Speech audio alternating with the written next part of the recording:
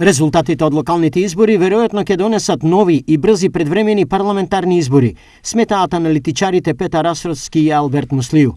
Повикот на Заев за гласачка мобилизација или негова обстака по автоматизам мотивираше добар дел од неговите гласачи да излезат, но уште повеќе ги мотивираше опозицијските гласачи, кои кон гласачките кутии тргнаа оставајќи ги дома незаклучени вратите.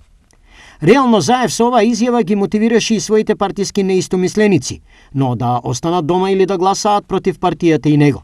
Поред Арсовски и Муслију, сега и на позицијата и на опозицијата им одговараат предвремени избори. Парадоксално и на опозицијата и на власти одговараат предвремени парламентарни избори. Јас мислам дека тоа ќе оди натака. Прашањето е колку време треба да се остави во меѓувреме за евентуално да видиме дали има некаква мала шанса во декември или јануари за пробив кон ЕУ.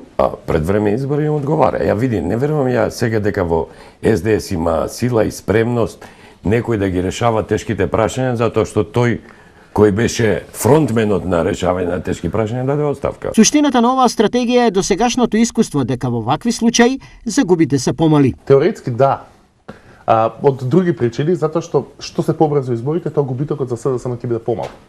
Избори подоцна ќе значат поголем губиток ако се следи оваа емпирија. Одлуката да се оди по ваква тенка жица е објаснива бидејќи предстои неизвесен енергетски и економски период.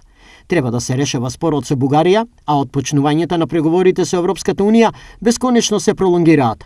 Сето ова бара рестарт на енергијата, идеите и можностите за нови и подобри позиции, согласно расположението и ставовите во Европската Унија, објаснуваат Муслију и Арсовски.